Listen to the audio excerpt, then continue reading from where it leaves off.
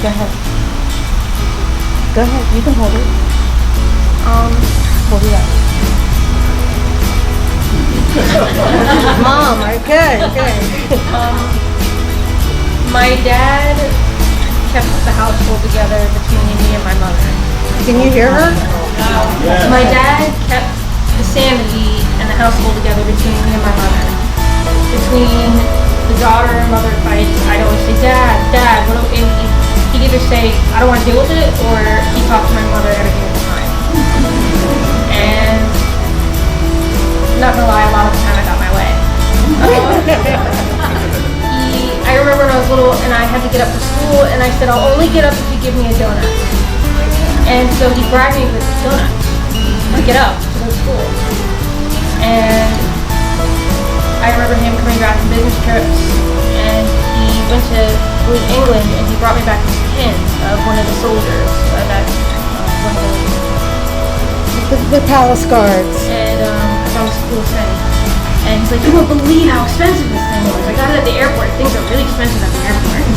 And when he went to Israel and he came back, he handed me 20 shekels, a 20 shekel bill. And I thought that was the coolest thing. And I still have it somewhere. But he gave my brother and I a better childhood than he had. He was able to provide us more. We had everything that we could want. And I just remember taking naps with him on the hammock, him and I watching the news, and him making me coffee, which consisted of mostly milk and a drop of coffee, and us having shouting matches with Marvin. Marvin won. Yeah, Marvin won. And just, I'm not gonna lie, it really sucks. It just really sucks, because one of my greatest fears was not having my dad walking down the aisle whenever I get married, or not seeing grandchildren. And we talked to him about it, and he said, don't worry. And then I End it with an upper. End it with an upper. I just loved him, and he loved us. And the other day, I saw a rubber band on the floor, and my cat likes to eat rubber bands, so I went to go take it away, so she wouldn't be able to find it. And I found this ginger candy underneath the desk, and my mom loves ginger candies, and it said I love you on it.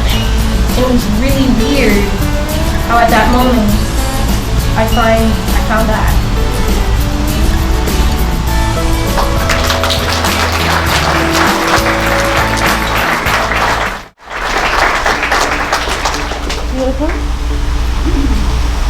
This is Eric. For some of you who haven't met him, this is my son Eric. This is his girlfriend Erica. And I'm going to hand it over.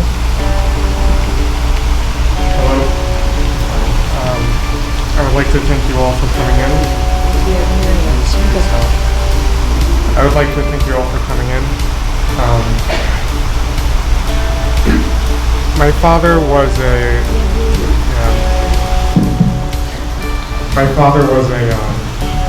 large man, and I don't mean that in the physical sense.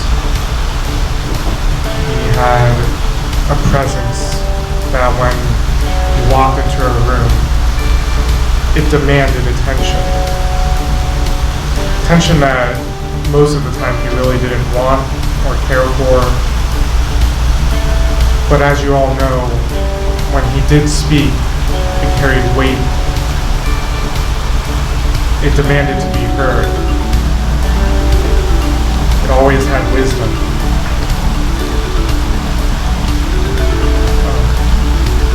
I would always say that he was, when I would tell people my dad is the smartest person I know, they would always say, oh, everyone always says that about their dad. Everyone thinks their dad is the smartest person. And I didn't mean that in the sense that he's my father, but the fact that I know that he quite literally helped shape the direction that technology has moved to. And I know that all of you feel the same way because my father was not the most socially outgoing person. he didn't like to really go out, meet new people, but when he did, people naturally gravitated towards him. And people knew that what he was saying was true. It wasn't marred by social contract to be nice. He spoke what he thought, and people listened.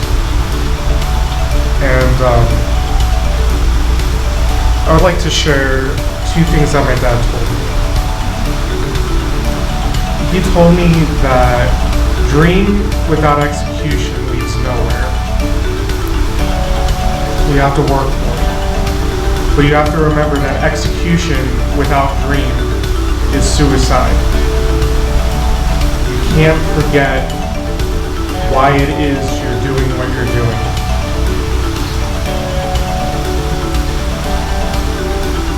And you have to make sure that it's a sustainable goal that will make you happy or lead you to a place that you will be a better person, that will better yourself.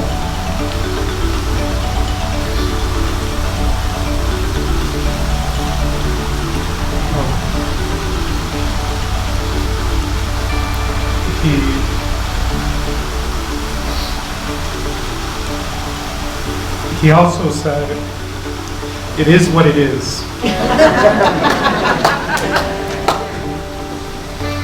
So, to remind me that I do need to accept reality, I can't change it. You have to accept what you cannot change.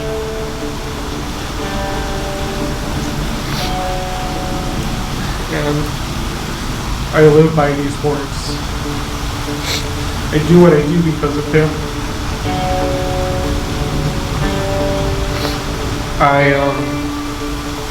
I originally felt minimalistic compared to my father, because he had these massive shoes, these massive prints in,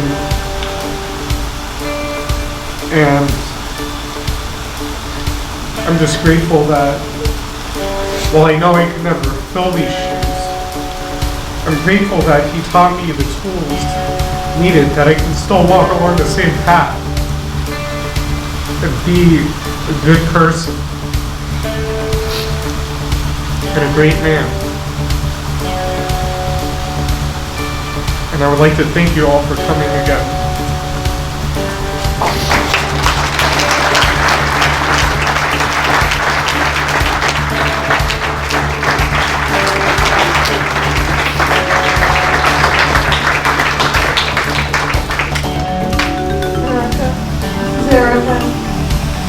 Jeffrey's love, and Eric's love.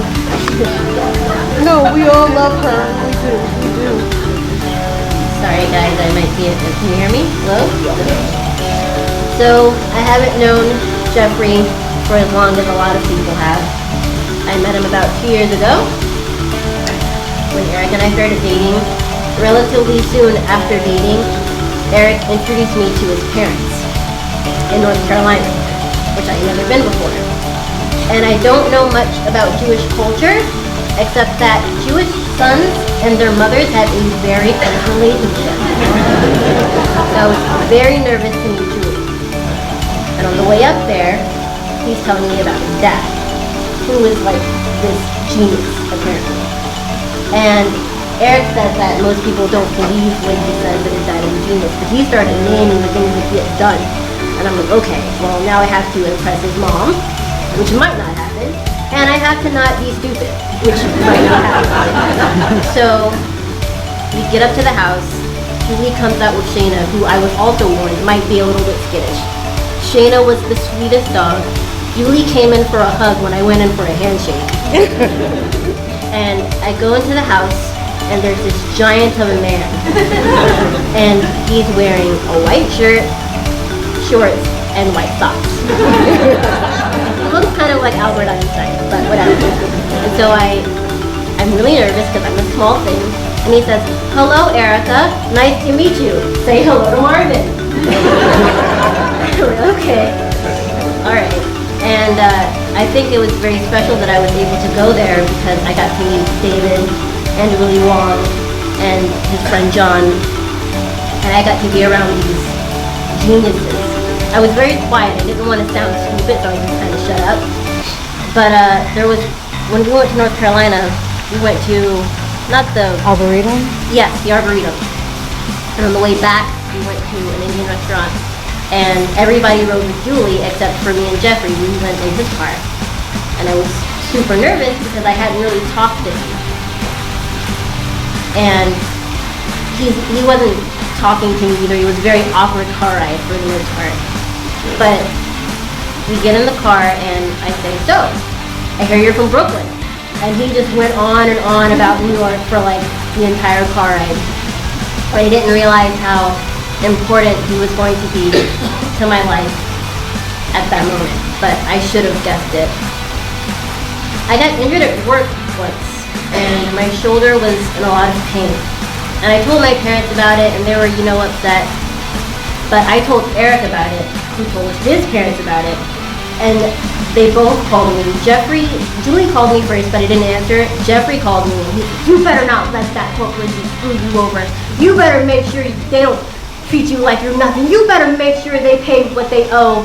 Don't let them screw you around." And then Julie says the same thing. She's like, "Oh yes, and we also love you." I felt really bad after his passing. I felt kind of guilty because it hit me a lot harder than I expected it to. Julie and Jeffrey didn't owe me anything, but they've always welcomed me and treated me with love and respect. And I always felt welcomed in their home. And I mean, I feel kind of cheated because I feel like I would have liked to have had more time with him. But I'm glad I got to know him.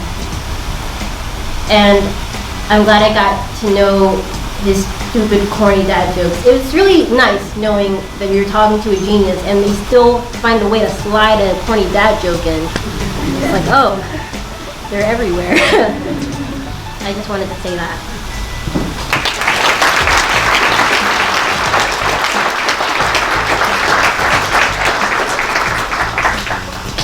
Does anybody else want to share anything? Well, good. Ed and Jeff went to college together. Ed used to be known as, can I say it? This is Ed the Head. See, it's right here. Oh yeah. Yeah, I knew Jeff for not quite as long as Dave, probably only by a few weeks though. But yeah, in college he was impressively large and had the presence even back then. But I remember how much he agonized over giving himself that A-. It was unbelievable. This is hard to talk. Purely by coincidence, I moved down here to Florida about the same time as Jeff. And I remember him coming over to dinner with my future wife and I and telling us about meeting Julie. And the other great thing he did for me was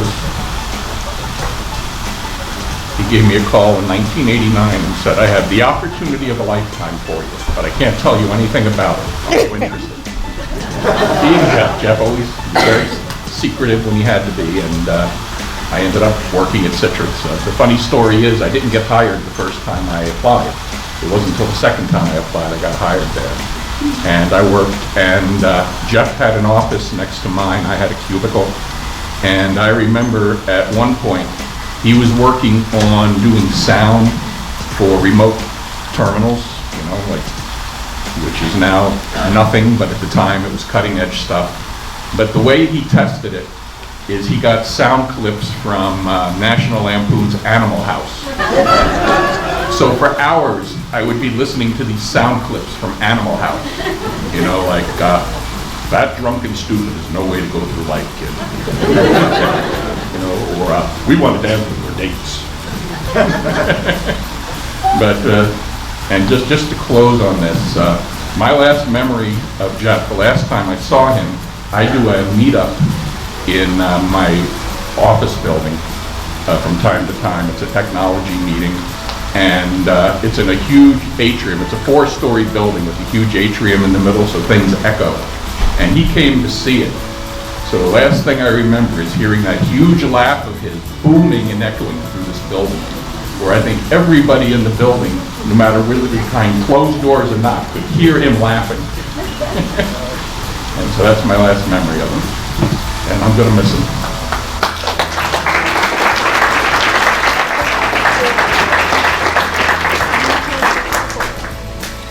Anybody else have anything to say?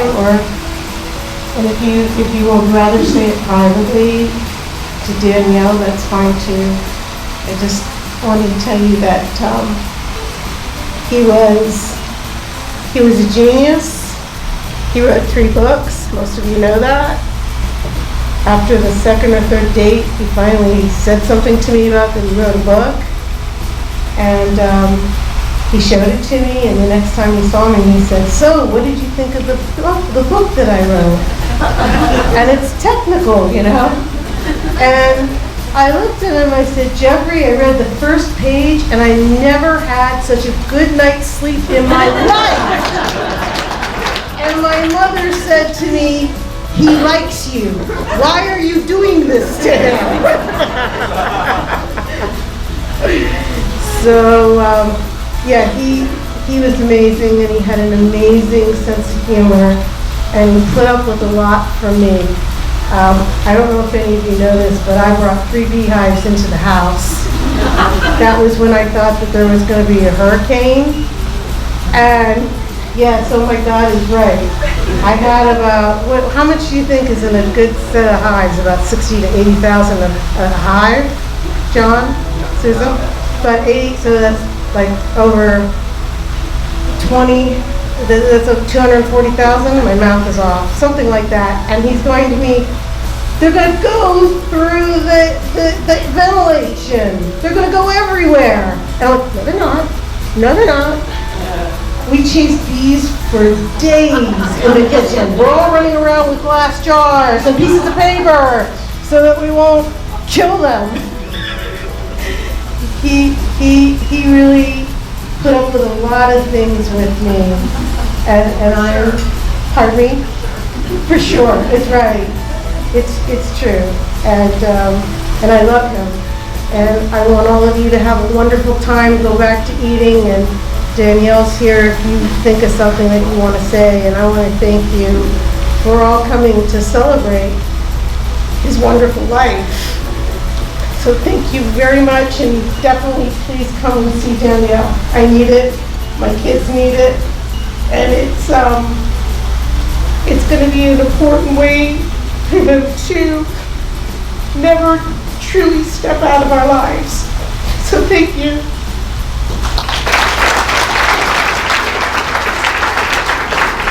And we really appreciate you all being here today.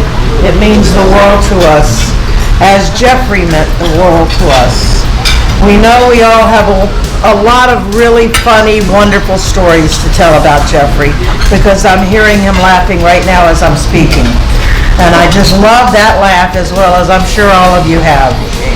Thank you. First off, I have nothing prepared, so please excuse me. First off, I want to thank you from the bottom of my heart that all of you are here to celebrate Jeffrey and his life. There are so many groups here, there's so many diverse people. There's Citrix people here, Dayjet people. Citrix people, raise your hands. Okay, we have Citrix people. Do we have IBM people? Do we have Dayjet people? Do we have Starbucks people? And thank you so much for the Starbucks group. They fed us for the last week and a half. The food was amazing. Thank you, Bernie. Bernie, I have a few bee people here that are for me and to my family. I have people that flew in from California and people that have, please forgive me, from all over that come around. And then there's the Bunko group, the book club group. Where are you guys? You know?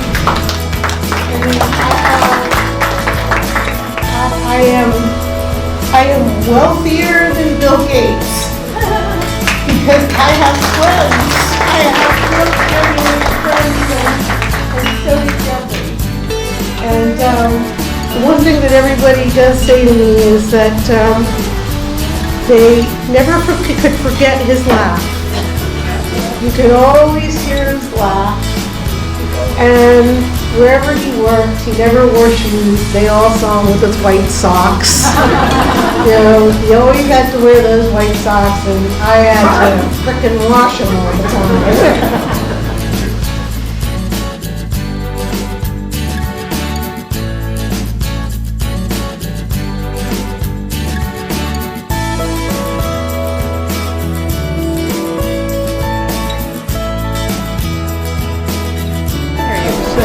Hi Jeff, wherever you are. I love you. You were fantastic. You were a good friend. All I can say is you were my FF friend. And I am Jeffrey's aunt, so I guess that makes me the matriarch because I have the memories that go back the furthest. And the memories, one of them is that he really disrupted my wedding. He really did, because Charlotte, his mother, who was the love of my life, was supposed to be my matron of honor. And there she was in the hospital giving birth to Jeffrey. And I couldn't go to his bris because I was on my honeymoon. And as much as I loved Jeffrey, I wasn't coming back from my honeymoon to his bris. One of the things that I remember with such fondness, Jeffrey was about 3, maybe 4 years old, and he had a little bicycle. And he was supposed to stay on the street in front of the house. I walked over with my baby carriage, with this young man in the baby carriage. And there was Jeffrey in the street with this tricycle. I said, Jeffrey, you're not supposed to be here. What's wrong? He said, I know, but don't tell. No, I never did. I kept his secret. I remember a lot of things about Jeffrey. When he was a young man, little, couldn't go in a car. Every time we went over a bridge, he threw up. Remember? Was he always that way? No. Well, He was driving. He didn't throw up. After a while, when we went someplace with the family, my husband would say, is Jeffrey coming? And I would say yes. He said, find another car. The times that really are most personal to me and most loving are the family Seder's and Thanksgivings, when the food would be plentiful because Jeffrey's grandmother made sure that it was heaping, and we all had a wonderful time. And I remember Jeffrey not only his laugh, but his great intelligence. He and my husband had a lot in common. They used to go out together to Starbucks. They used to talk on the phone about the stock market. And I always thought that maybe my husband had a special place in his heart the way he did in ours. Thank you. I only met Jeffrey 3 times. My wife and I were going to be the neighbors of Jeffrey in his new location. First time I met Jeffrey, all the political things were going on, and here was this person moving next door to me. And I wasn't sure what we were going to be living next to. He still doesn't know. So in our first meeting, I heard 2 things from Jeffrey. 1, he was for Hillary, and 2, he loved Game of Thrones. So then I knew life was going to be okay. Jeff and I go back over 30 years. We first met at IBM, and I'll never forget when he was so excited that he came and he told me about this hot chick he met from Miami Beach. Miami, excuse me. But no, one of the stories I was sharing earlier, I remember in IBM, we had some of the most talented people in the world there, and getting to work with Jeff, and what really changed my life. And we were sitting in the lab one day after we'd been working for about a year and a half on a project, and we had equipment all over the place that we just spent months and months setting up and doing tests. And then we just gotten word that the whole project had been scrapped. And so we're just kind of sitting there, and I'm looking at Jeff, and I said, gee, Jeff, what do you think we're going to work on now? And in that way that Jeff had, with such vision and such insight, he turned to me and said, Bob, it doesn't so much matter to me what I work on, it's who I work with and how we work together with organizers. And I've never forgotten that. I bet when I speak to students, spend some time at the college, I always share that story. And it's interesting. I wish I could say I was smart enough to know how financially rewarding Citrix was going to end up being. But when I was at IBM, I loved being a new IBM manager, and Jeff and Ed and Ann and some of the others in this room would come together. And Jeff would call me about once a week and say, Ed, this is really cool stuff, you need to come check it out. But to be honest with you, I was scared because I knew we all had signed a non-compete clause, and I was just sure that, they were doing something they weren't supposed to be doing, when in fact it wasn't. So, finally one day, I said, I need to go see what they're doing. And so Jeff really was instrumental in bringing me to Citrix. And the thing that really was the turning point to me was, it's just so hard to describe the opportunity, to work with the people in this room from Citrix that I work with are, many of you may not realize, they are some of the top computer professionals in the world. And Ed and Jeff had that ability to attract people like that around them. And the excitement and the energy, we changed the world. This whole cloud computing thing, Citrix was a pioneer in all of that.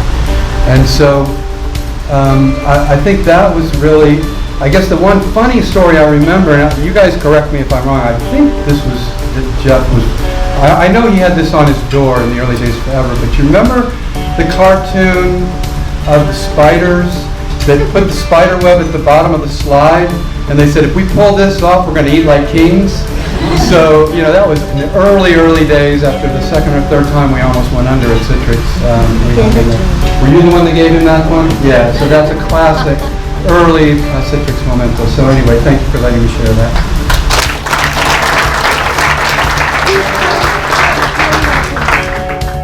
It was or why, but me and Julie went and bought like 10 cans of silly string, and Julie had them hidden in her room, and then I went into Jeff and Julie's bathroom, and she was sending people in one at a time to like put them in their pockets. There was like a secret password at the doors, and Jeff could not figure this out.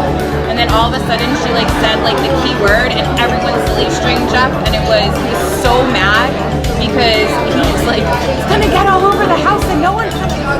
So I didn't know Jeffrey for very long. I definitely would have liked to get to know him more. I remember the first time that I met him, we were at your house, and he just walked out in his underwear, and I thought to myself, oh yeah, this is a guy that I'm gonna like. He's a man after my own heart. I'm Julie's cousin from California.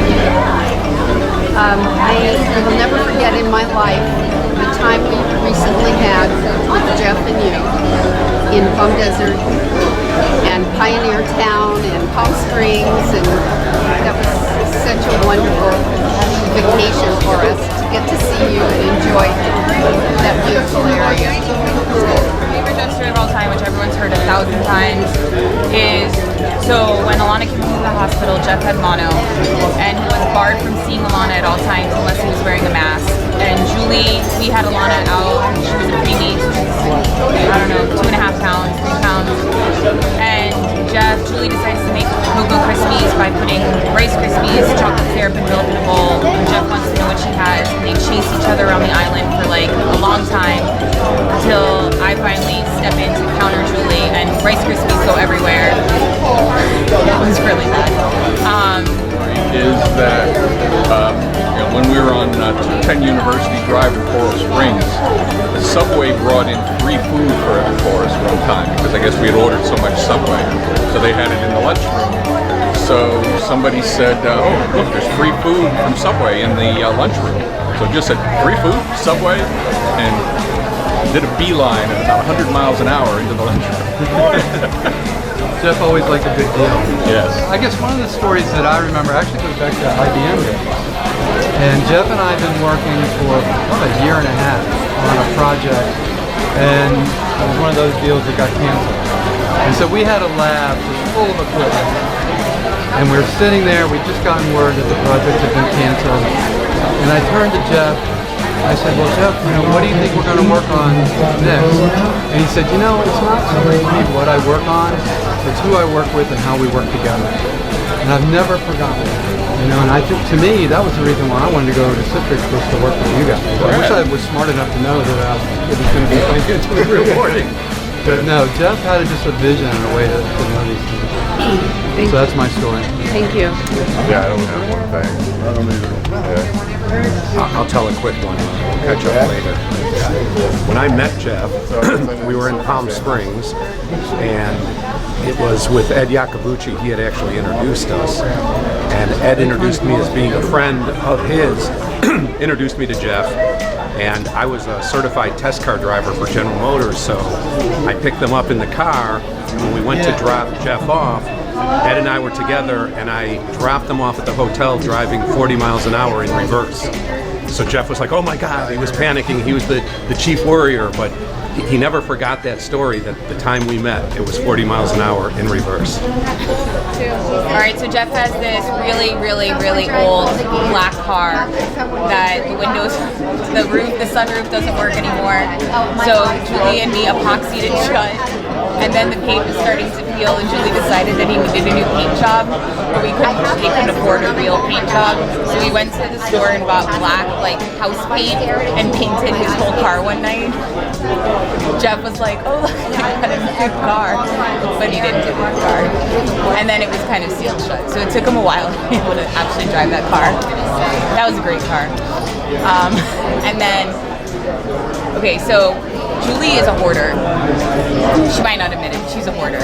So at the Boca Chase house, in order to get into their garage, you had to climb over things. In order to do laundry, you had to literally climb over things. So to get cars in, you also had to climb over things. So Jeff would come in and he'd get really upset about this. So me and Julie would move everything to the side and stack it a little higher so you could walk straight to the lunch room. And he'd be like, oh, you cleaned, and thought she got rid of stuff, but she never got rid of anything. Including going to every single thrift shop and at dumpsters, literally, and she would put stuff in the car, and then she would be like, okay, Joe, how can we hide this in the house so that he won't notice it right away? And we used to put stuff in, put a bear on top of it or put a pillow, and then 6 months, 8 months later, Jeff would be like, oh my God, I really like that chair. And she was like, oh, we've had it forever. But it was brand new. Months. He didn't notice a big chair. He didn't notice half a fish tank. He didn't notice, she upgraded the fish tank. He didn't notice, I don't know, there's a lot of stuff. When she got sick of the tile in the dining room, when she got sick of the tile in the dining room, she decided to just rip everything off the floor, and we painted the dining room floor and then epoxied over it, and then she decided that one of the chairs didn't match well enough, so we matched it to the dining room floor. He did not like the new floor. He's not in his color scheme. But it stayed until they sold the house. Yes, Jeffrey, this plate is for you. I'll get more sweets in just a few minutes and lots of carbohydrates for you as well. I love you so much, you can't imagine. And I know you're here with us, having a good time and smiling. I am president of company in Rice Corporation, and my colleague Dr. Vlad Ritko, he chief technology officer of this company. We knew Jeff just 10 years. He was member of our board of our company in Rice Corporation. And it was very important, your knowledge, your idea about new technologies. We had very good discussion with him, and he was very important person for in our mind, in our soul. We will remember him all the time. He will be involved in all our future success. And we have what we have just now, but memory about him all the time, in our soul, in our company also. sentence. Any funny story, funny memory, anything he would say or do, something that made you laugh? Because I heard his laugh was he had a good laugh, right? A big laugh? Okay, some history connected with follow. We think what more important in our technologies. In our company we develop new technologies for lithium-ion battery, for photovoltaic, for specific non-destructive testing. Sometimes he visited us. It was just 2 years ago. The discussion was very important. It was his opinion. Guy, he said, you see technology of our company, NRS Corporation, in this company, better than technology other companies. And he provided very important samples, technologies from other companies, compared with technology from our company. His opinions help us right direction for next step of our technology.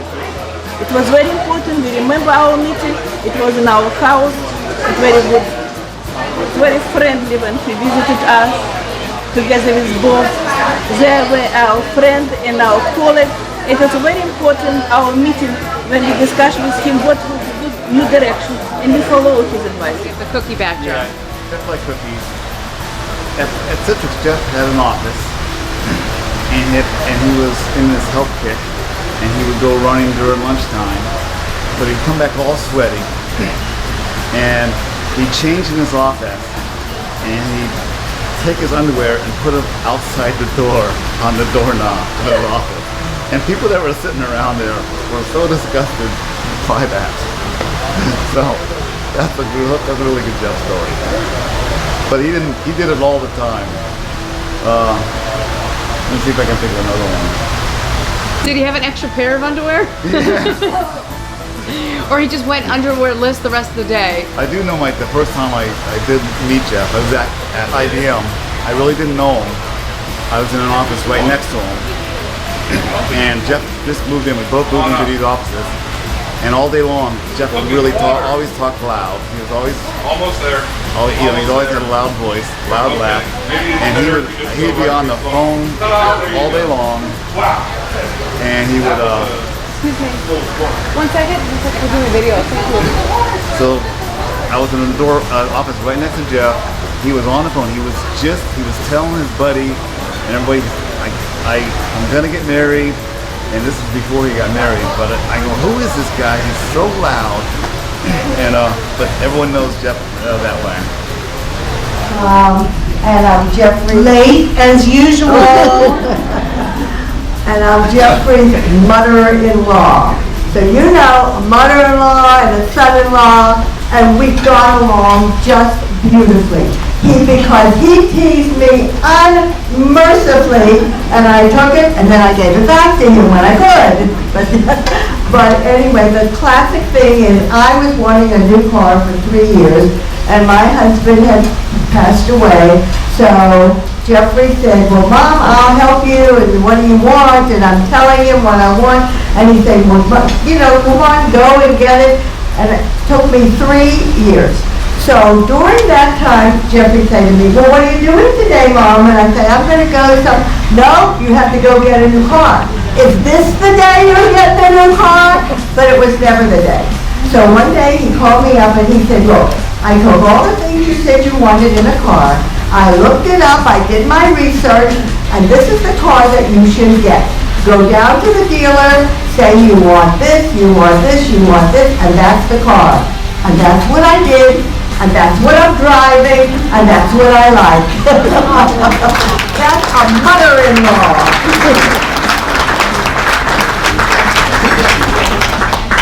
This is my niece, Alyssa. This is my sister, Sherry's daughter. Hi, everybody. Oh, God. Okay. Yeah. Hi. I don't have something funny to say, but something good, So, Uncle Jeff recently went to California, where I live, and he was really excited about buying a property there, and oh man, okay. So he was really excited about buying a property, and he calls me and my husband and he's like, I'm gonna get to see you a lot now because I'm gonna get this property and it's really great. And we were excited, and I had never really had him call me before that I remember, and it's just he's my uncle.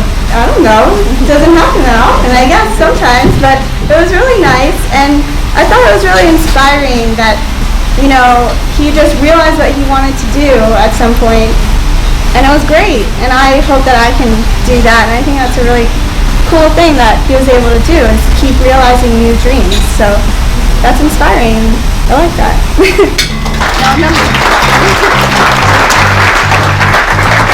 He also was looking for a piece of property where I could get fees on it. This is Jeff's very dear friend, Steve Woloshin. Hi, I'm Steve. I'm sorry? Gotta put that close to you. Okay, can you hear me? Okay. I've known Jeff almost 40 years. I'm trying to get too emotional, but I have so many stories. I could bore you for hours, but I just want to say a couple of things and give the mic to someone else. When Jeff and I met at IBM in Kingston, and even though we both come from similar backgrounds, and that we're both first-generation Americans with parents from New York, but I grew up in Queens and he grew up in Brooklyn. Jeff came in as IBM, a very high-powered guy with bachelor's and master's, doing really important research. You know, I started out fixing car punch equipment in Queens and wound up in Kingston, but we worked together. And I used to think I wouldn't understand the really tough stuff, and Jeff made it all easy to understand. And he opened up a whole world for me. And then, we're both kind of nerdy guys, but I tried to make it a little less nerdy. I told him to grow a mustache, and he did, and he always had it. And I thought that was nice. I would have never dated him without that mustache. I didn't know that. But the story I really want to tell is the Citrix people probably like this. Jeff and I went cross country in '78. My sister moved to California. She asked me to drive her brand new Renault Le Car to California. And as Jeff and I were driving this thing, and we got to California, and I had a cousin at the time, a second cousin, who was a very opinionated person in a good way. And she sat Jeff and me down and she lectured us. What are you doing at IBM? That huge company, you can't make a difference. You guys are two little nothings there. You'll never amount to anything. You really need to get out and do something important with a little company or startup or whatever. And she just was relentless. And we just politely listened. It was about a year or two later, Jeff calls me up and he tells me that he's got this opportunity to work for a startup called Citrus, right? First called Citrus. Not many people know that. I had his business card that said that. So I said, Jeff, this sounds like what my cousin Gabby was talking about. I said, and I think this is your opportunity to do exactly what she said we should be doing. And he said, do you think so? I said, go for it. And he did, and the rest is history. And I actually interviewed at Citrix for a marketing job a few years later. It didn't work out. I'm sorry about that, but I thought you might want to know that.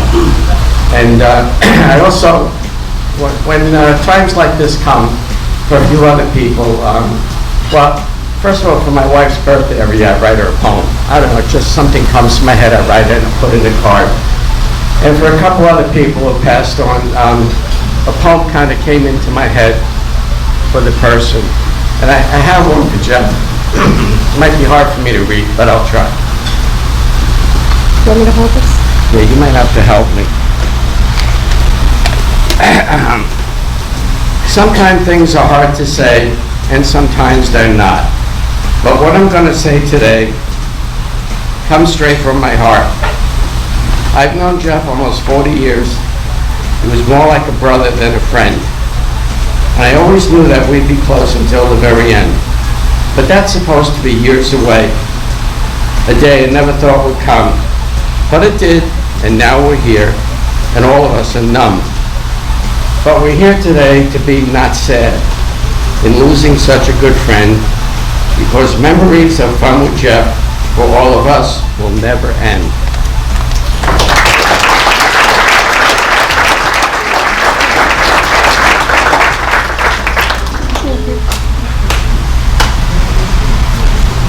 This is my sister Sherry. She was late because I didn't turn my clock. Of all people, to not turn her clock on properly. So this is my sister from Miami. I just, Jeffrey was one of a kind. I just remember every time we came over for Passover, he would have Marvin on his shirt. And he just would be constantly eating him Our parent. matzah. And I would look at Jeff and he would have matzah all over his shirt and the birds like eating, and it's just a huge mess all over his shirt. And then he would have Marvin sit on his plate other times and eat spaghetti, and it just, and like Marvin was just like his best buddy, and it was just so unbelievable that he had such a close friend that's a bird. He even said that he took showers with him. So it just, I have that vision of him with all the crumbs all over his shirt every single time. And other is his laugh. It was just so loud, and he would come to my house for all kinds of events, parties, and different things, and just he loved to pile his plate and sit down, and he was such a great guy. We're really gonna miss him. And this past Thanksgiving, he was so jovial and full of life, and that's how I'm gonna remember him. Julie and Jeff were like had a comedy routine going on at the table, and it was just really funny. So that's how I'm gonna remember him. We had a lot of fun entertainment. And as far as Marvin's concerned, Marvin was also an alcoholic. And the doctor, Marvin's doctor had said that the bird had to go completely, he had to go completely on the, what's it called? Cold turkey. Cold turkey. The bird was not happy. He liked his red wine.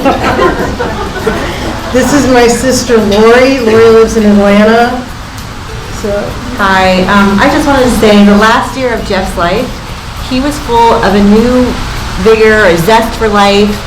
He wanted to go out and make lots of friends. He was really into millennials. I mean, like really into millennials. He talked about them all the time. He always wanted to talk to the kids, that, you know, the millennials, and find out what they were doing and how they were doing it. And, you know, it was really fun. And I've known Jeff, of course, a very long time, as long as David started dating and everything. But this past year, we got really close. He came by to visit me. He was going through town. I live in Atlanta. And he came through to visit for a night, and it ended up being almost a week. And we ended up having such a wonderful visit, getting to know each other even better. And then every time I called Julie to talk to Julie on the phone, Jeff wanted to be on the phone call too. So it was like girlfriends. He was on the phone with his girlfriends, you know, it was a three-way all the time. Wait, Jeff's getting on the phone too. So, but my memories of Jeff are of all the years of his kindness, his genuineness, he was fun, he just a good person. He's just a really good person, and he will be missed so much.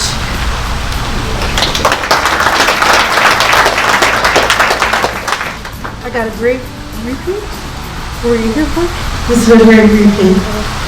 Oh, it was Alyssa. Never mind. Okay, this is my niece Dara. This is Sherry's daughter. Hi. I have very good memories with my Uncle Jeff. He came to New York when I was there for a summer, and he called me up and he's like, I want to get dinner with you. And he just loved his family so much. And also this Thanksgiving, he was so funny. I have a video of him. They had a water fight. He kept laughing and laughing, and I was like, wait, do it one more time. And so I was like, I planned it out, and they did the water fight on camera, and I have that, and I'll always remember him.